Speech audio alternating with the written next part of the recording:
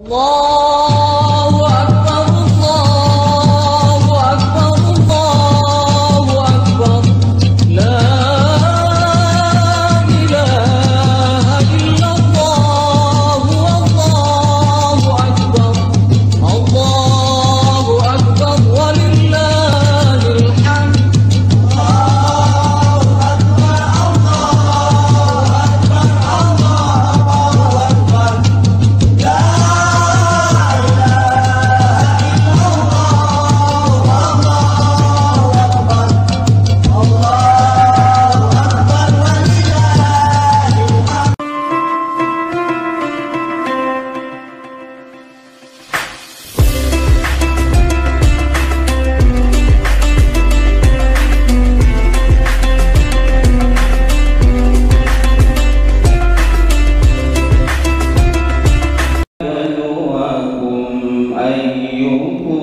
أحسن عملا وهو العزيز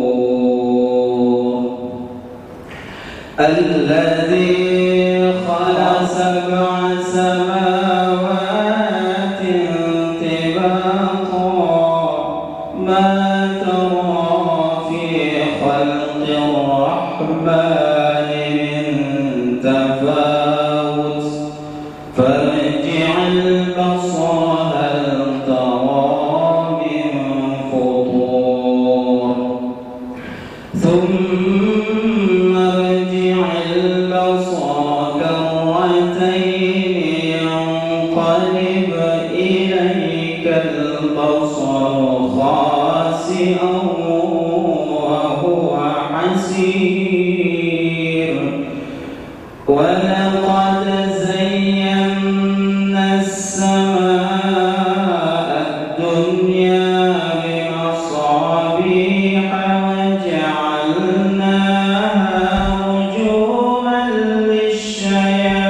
للشياطين وأعتدنا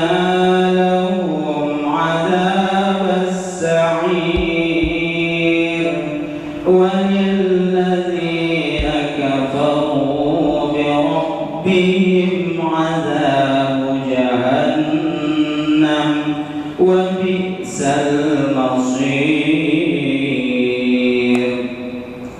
إذا ألقوا فيها سمعوا لها شهيقا وهي تفور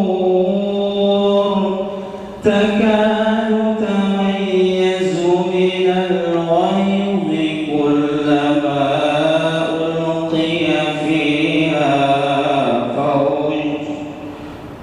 كلما ألقي فيها فوج سألهم خزنتها ألم يأتكم نذير قالوا بلى قد جاءنا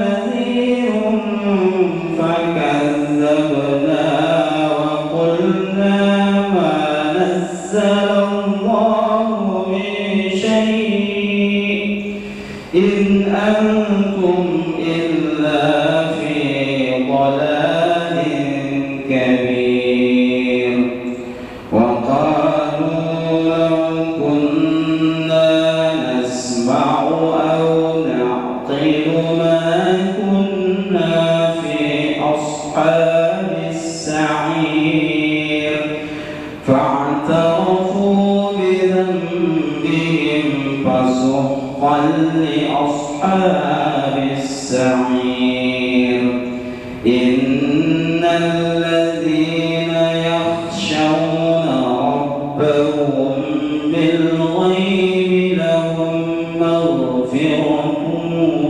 وأجر كبير وأسروا قولكم أو اجهروا به إنه عليم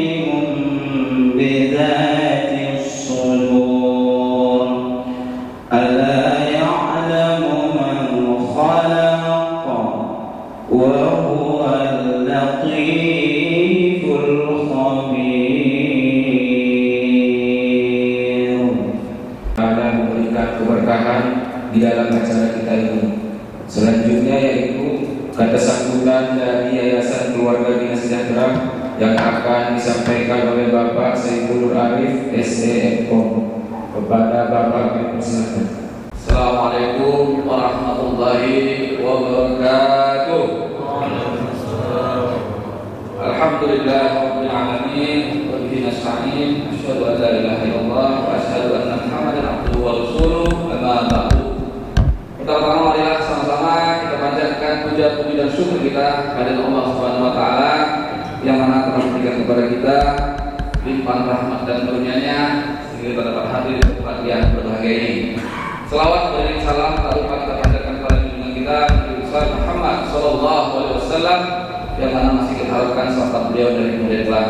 Yang saya hormati dan kami muliakan Pak Ustaz Rizal yang telah berhadir pada pertemuan kita pada hari ini. Yang kami hormati seluruh jajaran pengurus Yayasan Bina Keluarga Sejahtera, yang kami hormati juga seluruh pimpinan manajemen SDM Dharma, staf, pegawai, dan tentunya juga yang kami muliakan juga Bapak Ibu dosen yang telah hadir pada pagi yang berbahagia ini. Tentunya pada pertemuan kali ini saya mewakili rekan-rekan di jajaran pengurus Yayasan Bina Keluarga Sejahtera mengucapkan minal aidin wal faizin, mohon maaf lahir dan batin. Tak ada gading yang tak gading namanya. Kalau mata bisa salah melihat, kalau telinga bisa salah mendengar, mulut sering salah berbicara, dan hati juga sering berprasangka buruk. Tentunya dalam momentum ini saya mohon maaf kepada rekan-rekan sekalian dan juga mewakili rekan-rekan yayasan. Kiranya dalam proses interaksi kita selama ini mungkin ada yang kurang berkenan, sehingga momentum terbaik kita untuk saling memaafkan.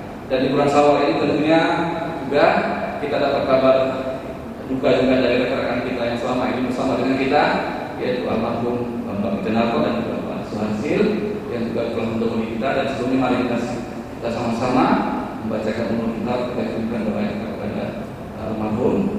Mudah-mudahan doa ini dapat menolong mereka di alam kubur. Al-Hadiyah Al-Fatihah.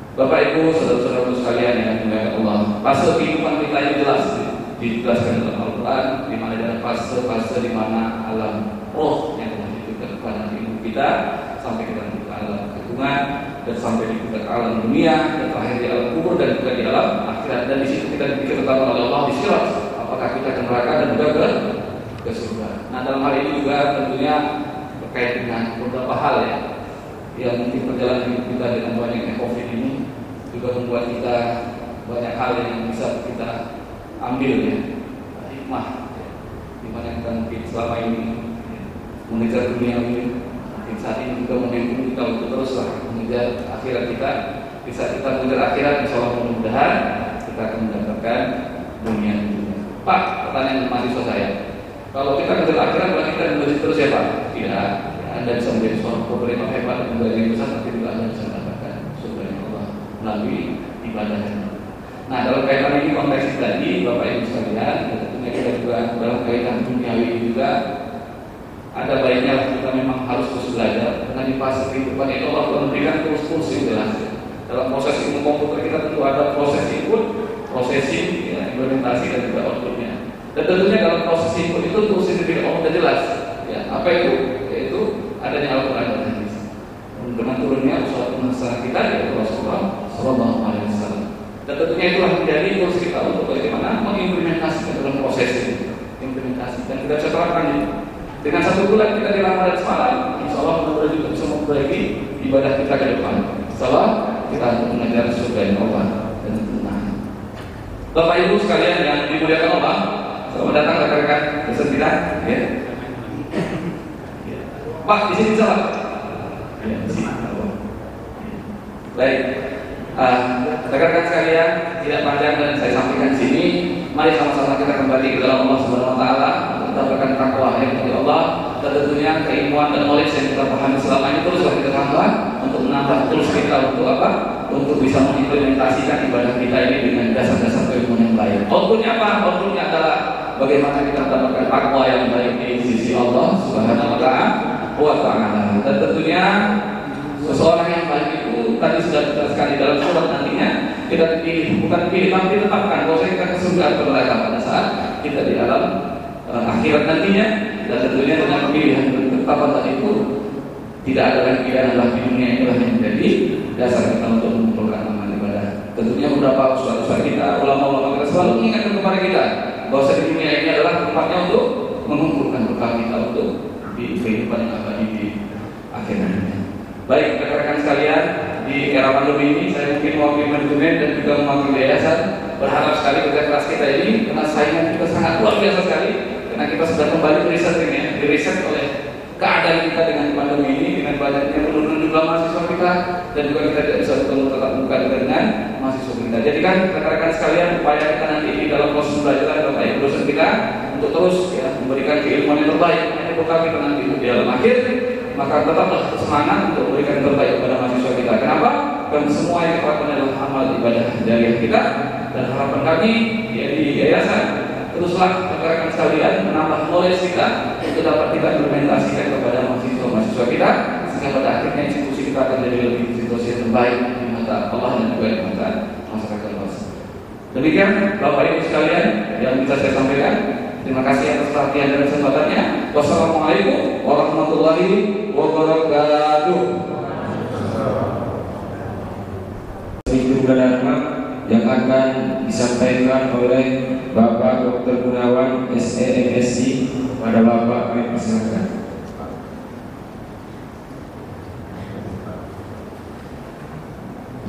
Bismillahirrahmanirrahim. Assalamualaikum warahmatullahi wabarakatuh.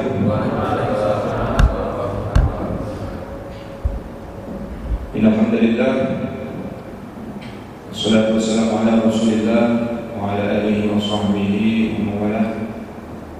Asyhadu an la ilaha illallah wahdahu la syarika lah wa asyhadu anna Muhammadan abduhu wa rasuluh. Allahumma shalli wa sallim wa barik ala sayyidina Muhammad wa ala ali sayyidina Muhammad. Yang sesungguhnya kita muliakan Bapak Ustaz Rizal Effendi Nasution yang telah hadir bersama kita untuk memberikan tausiah kepada kita semua. Bapak Ketua Yayasan Pak Saiful Ma'arif Sesor Menkom serta seluruh jajaran pengurus Yayasan Bina Keluarga Sejahtera yang turut hadir bersama-sama kita semua di sini. Bapak Ibu dosen, kemudian staf dan pegawai dari Kementerian Pendidikan yang saya sayangi dan saya banggakan, karena melalui kesempatan ini kita memuji syukur Allah Subhanahu Wa Taala atas segala limpah rahmat, nikmat dan karunia kepada kita semua, sehingga pada pagi hari yang cerah ini dan berkah ini kita masih diberikan kesempatan untuk dapat memanfaatkan sisa-sisa umur kita di dunia ini untuk terus beramal bertakwa kepada Allah Subhanahu Wa Taala dan juga melaksanakan aktivitas kita di dunia dalam rangka memenuhi kebutuhan kita, nafkah kita sehari-hari, sebagai jalan kita, ibadah kita kepada Allah Subhanahu Wa Taala. Dan juga dalam hal ini kita bersilaturahim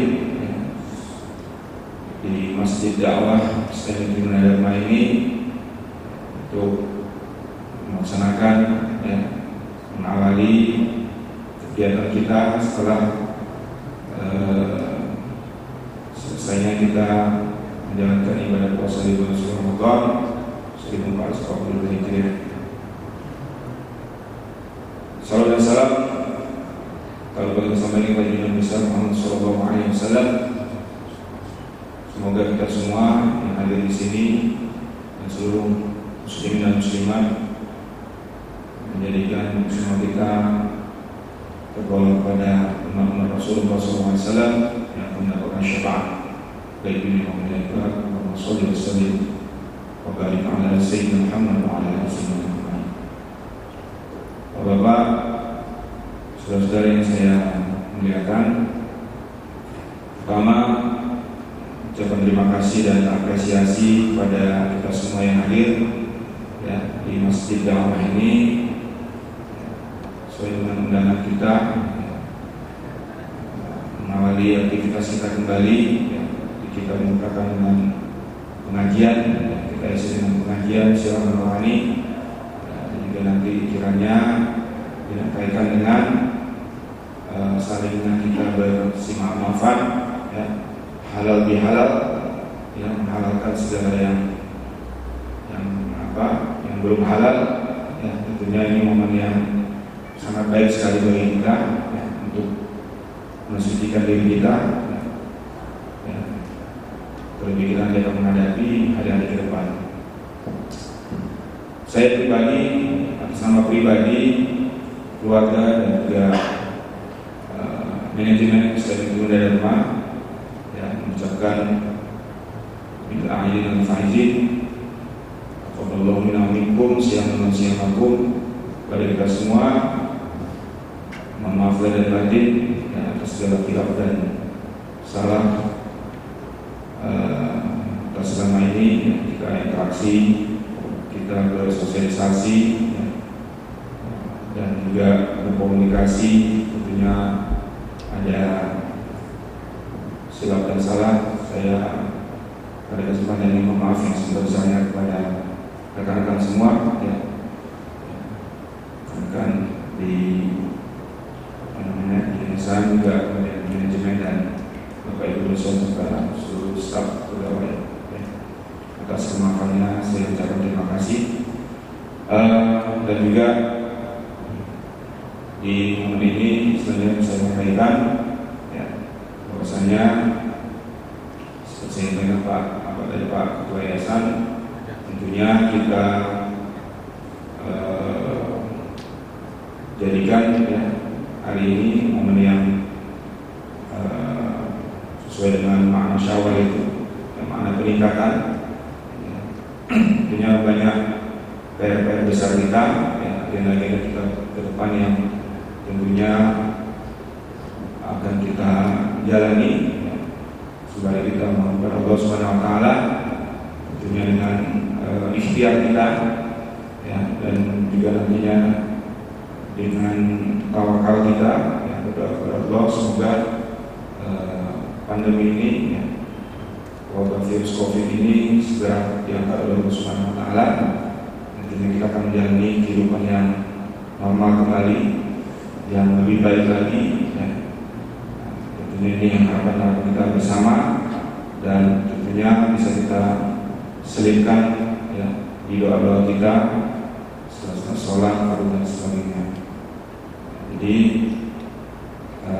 di Syawal ini juga saya mengimbau bagi saya dan kita semua ya, masih ada amalan-amalan juga di bulan Syawal ya, setelah kita puasa 30 hari bulan Ramadan ya, ada 6 hari bulan Syawal ya, fadilahnya katanya sama seperti setahun berpuasa. Dan juga sesuai dengan makna Syawal tadi terkait dengan etos kerja ya, mungkin dari sini ke depan yang hari Senin nanti kita mulai aktif kembali menerima, melayani mahasiswa ya, dan juga calon mahasiswa. Harapan ini bisa menjadi spirit baru ya, spirit baru kita ya, di bulan Syawal ini. Semoga kita bisa memberikan yang terbaik dan lebih baik lagi kepada mahasiswa dan juga mahasiswa kita. Itu yang dapat saya sampaikan. Sekali lagi terima kasih sekali kita. Mohon maaf atas segala kekurangan. Billahi taufiq wal hidayah. Assalamualaikum warahmatullahi wabarakatuh. Ustaz yang kami muliakan, kami persilakan untuk menyampaikan tausiahnya.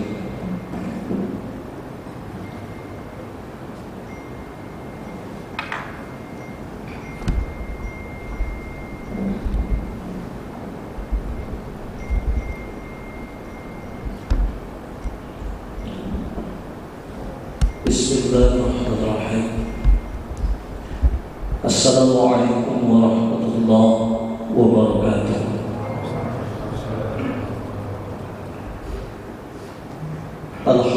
لله رب العالمين والعاقبة للمتقين ولا عدوان إلا على الظالمين. اللهم صل وسلم وبارك على سيدنا محمد وعلى آله وأصحابه أجمعين ولا حول ولا قوة إلا بالله العلي العظيم. أما بعد. Syukur alhamdulillah kita panjatkan kehadirat Allah Subhanahu wa taala. Salawat dan salam senantiasa tercurah ke ruh junjungan Nabi besar Muhammad sallallahu alaihi wasallam.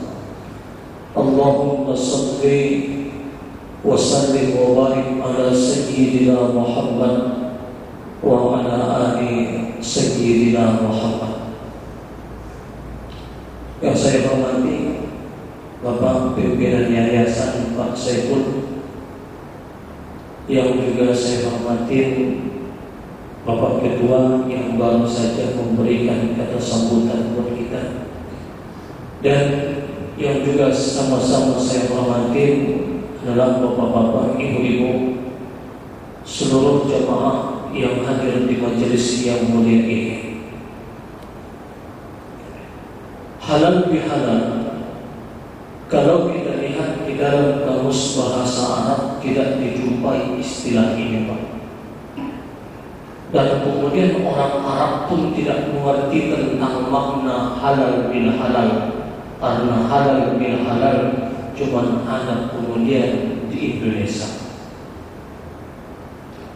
Dan kita kemudian bingung bagaimana kemudian cara mengartikan halal bil halal. Halal,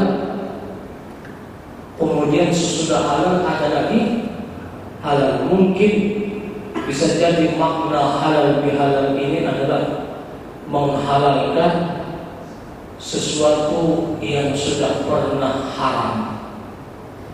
Mungkin pada bulan-bulan kemarin ada perbuatan yang haram yang kita lakukan terhadap saudara kita, sahabat kita, rekan-rekan kita, maka kemudian pada hari ini disinilah kemudian momennya yang paling tepat untuk minta dihalalkan. Ucapan yang menyinggung perasaan, ada kadang-kadang kemudian pembicaraan di belakang yang dimaksud dengan ghibah, ada kemudian yang mengandung unsur fitnah, ada kemudian ucapan kemudian yang kasar yang disertai dengan emosi marah. Maka pada hari inilah kemudian momen yang paling tepat untuk kita saling ikhlas mengikhlaskan, memaafkan antara kemudian sesama muslim dengan muslim yang lainnya.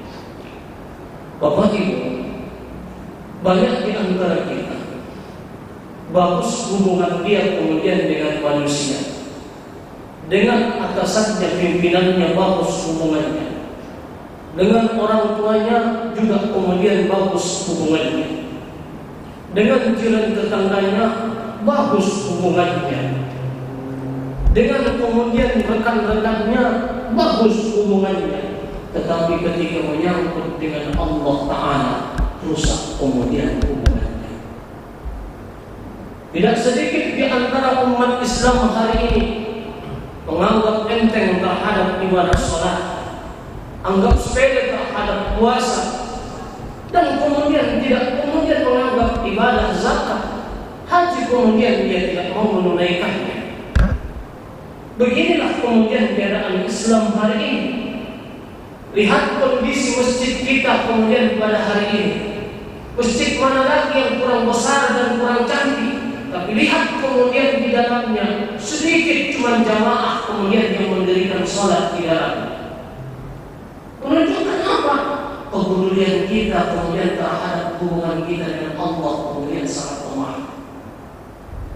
Bapak Ibu, banyak di antara kita kemudian yang berpendidikan tinggi, tapi kemudian tidak cerdas kemudian menjadi hubungan. Digabungkan dua dosa ini, membunuh dan berzina, masih jauh lebih besar kemudian dosa meninggalkan sholat satu kali dengan sengaja ketimbang membunuh dan berzina. Padahal membunuh dan berzina dua-duanya adalah dosa besar. Para sahabat kemudian mengatakan, kami kemudian tidak melihat ada kemudian satu ibadah yang andai kata ditinggalkan akan menjadikan dia kafir kecuali sholat.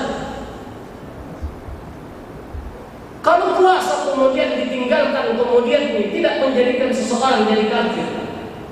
Zakat tidak dikeluarkan tidak akan menjadikan seseorang jadi kafir. Haji tidak ditunaikan kemudian tidak menjadikan seseorang jadi kafir. Tapi sahabat mengatakan kalau sholat kemudian ditinggalkan kemudian akan menjadikan dia kafir. Man taraka sholata muta'ammidan faqad kafara jihara. Kata Nabi, siapa yang meninggalkan sholat satu kali dengan sengaja, maka kemudian dia sungguh telah menjadi orang yang kafir. Bainal rajuli wa bainal kufri tarkus shalah. Perbedaan seseorang itu kemudian yang dia Islam dengan dia yang kafir itu menyangkut kemudian meninggalkan sholat. Kalau dia sholat, dia Islam. Tapi kalau dia tinggalkan sholat, dia kemudian menjadi orang yang ingkar atau kafir. Wahai saudara, nanti ketika kita berada kemudian di padang mahsyar, satu persatu di antara kita yang meninggalkan sholat kemudian akan ditanya oleh Allah, apa alasan saudara meninggalkan sholat tersebut? Di dalam kitab Sahihul Ibad dijelaskan bahwa sekelompok orang kemudian ditanya oleh Allah, lima taraktumul ibadah, dulu kalian di atas dunia kenapa meninggalkan ibadah, kenapa meninggalkan sholat? Mereka kemudian menjawab, nahnu mas'uluna bi amwalina. Kami dulu di atas dunia ya Allah terlalu sibuk mengurus harta-harta kami. Kami dulu di atas dunia terlalu sibuk kemudian mengurus jabatan-jabatan kami. Apa kemudian kata Allah? Sulaiman maju ke depan. Nabi Allah yang bernama Sulaiman maju ke depan. Apa kemudian kata Allah? Siapakah di antara kalian yang lebih kaya ketimbang Sulaiman? Siapakah di antara kalian yang lebih tinggi kemudian kedudukannya ketimbang Sulaiman? Angkat tangan kalian. Semua mata pada saat itu tertunduk, karena mereka sadar bahwa kemudian kekayaan mereka tidak ada kemudian nilainya andai kata kemudian dibandingkan kemudian dengan Sulaiman. Jabatan mereka kemudian tidak ada kemudian ada tandingannya andai kata kemudian dibandingkan dengan Sulaiman. Kita lihat di dalam Al-Quran ketika kemudian Nabi Sulaiman berkata, Rabbi firli wa hab li mulkan la yanbaghi li ahadin min ba'di. Tuhanku, ampunilah dosaku dan berikanlah aku kekayaan yang tidak akan pernah dimiliki oleh seorang pun sesudahku. Ya, oleh saudara, betapa kayanya Sulaiman. Siapa di antara manusia hari ini yang kemudian yang dia tiap hari memijak-mijak emas? Sekalian mana pun orang hari ini kemudian dia tidak pernah kemudian memijak-mijak emas. Tapi Sulaiman itu tiap hari memijak emas karena lantai istananya terbuat dari emas. Pak, siapa yang kemudian tiap hari memijak-mijak kemudian permata, memijak-mijak kemudian mutiara? Sulaiman cuma orang yang karena kemudian lantai istananya pun sebahagiannya terbuat dari itu. Apa kemudian kata Allah? Sulaiman, pernahkah kamu tinggalkan sholat di atas dunia karena kemudian alasan hartamu? Pernahkah kamu tinggalkan ibadah kepadaku disebabkan karena kemudian kedudukanmu? Ingat Pak, Sulaiman bukan cuma raja di Indonesia, tapi kemudian dia raja dari timur ke barat, ke utara dan ke selatan. Dialah kemudian penguasanya. Datang kita hari ini kemudian baru kemudian menjadi pimpinan dari satu daerah, udah kemudian sombongnya luar biasa. Apa kata Allah? Sulaiman, pernahkah kamu tinggalkan salat kepadaku atas nama hartamu dan atas nama kedudukanmu? Dia kemudian menjawab, Ya Allah, tidak pernah kutinggalkan ibadah kepadamu atas nama hartaku dan kedudukan. Tidak pernah kutinggalkan salat kepadamu, Ya Allah, dan tidak pernah kutinggalkan kemudian ibadah kepadamu ya Rabb. Kamu lebih tahu tentang itu terhadap diriku, kata Sulaiman. Apa kemudian kata Allah? Kalian yang mengatasnamakan harta, mengatasnamakan jabatan, kemudian tinggal, kemudian ibadah kepadaku, alasan kalian hari ini kemudian kutolak karena ada hambaku yang lebih kaya, yang lebih tinggi jabatannya ketimbang kalian, dan dia tetap sholat kepadaku. Zabaniyah, ambil mereka dan seret ke dalam neraka. Lihat wahai saudara, kalau saudara hari ini kemudian tinggal sholatnya karena harta, sibuk mencari dunia, atau kemudian karena jabatan Anda, maka sungguh alasan kita nanti di akhir, alasan Anda meninggalkan sholat telah ditolak oleh Allah Ta'ala dengan menghadirkan satu orang saja yang bernama Sulaiman. Sekelompok orang lagi kemudian ditanya oleh Allah, lima taraktum ibadah. Kalian yang sekelompok ini kenapa meninggalkan ibadah? Kenapa kalian tinggalkan sholat? Mereka kemudian menjawab, Nahmudallah, kami di atas dunia yang Allah sakit. Sakit kami luar biasa banyak. Sakit itulah yang menjadikan kami tidak bisa menghadap kepadamu. Apa kemudian kata Allah? Ayo, maju ke depan. Siapa itu Pak? Dalam satu riwayat mengatakan bahwa Nabi Ayub adalah Nabi yang pernah Allah uji dengan penyakit yang menggerogotin seluruh tubuhnya. Tidak bisa lagi dihitung jumlah penyakitnya, saking banyaknya penyakit yang dia derita. Yang bisa dihitung cuma organ yang sehat di dalam tubuhnya. Mana yang sehat? Cuma lidah dan hatinya. Bapak punya penyakit hari ini, berapa banyaklah penyakit Bapak? Paling-paling asam urat, asam lambung, apa lagi Pak? Darah tinggi, darah rendah, apa lagi Pak? Belum. Hah? Kanker, kantong kering, itu pemahaman itu Pak. Apa lagi penyakit Bapak? Nabi Ayub seluruh tubuhnya sakit, kakinya sakit, tulangnya sakit, ginjalnya sakit, jantungnya sakit, paru-parunya sakit, giginya sakit, matanya sakit, telinganya sakit, seluruh tubuhnya sakit. Yang sehat cuma dua, lidah dan hati saja. Berapa lama? Satu riwayat mengatakan 10 tahun, satu riwayat mengatakan 17 tahun. Ditanya oleh Allah, mana lebih berat penyakit kalian ketimbang Ayub? Seluruh mata tertunduk pada hari itu Pak, karena mereka sadar bahwa penyakit mereka dibandingkan dengan Ayub sangatlah kecil. Ditanya oleh Allah, Ayub, pernahkah kamu tinggalkan salat kepadaku atas nama penyakitmu? Dia menjawab, ya Allah, tidak pernah kutinggalkan salat kepadamu atas nama sakitku. Bukankah syariatmu sangat mudah? Andai kata tidak sanggup salat berdiri, salat dalam keadaan duduk, nggak sanggup duduk bisa berbaring, nggak sanggup berbaring bisa dengan isyarat, nggak bisa dengan isyarat, cukup dengan hati. Mudah syariat ini Pak, nggak bisa berwudhu boleh tayamum, kan gampang syariat ini Pak. Apa kemudian kata Allah?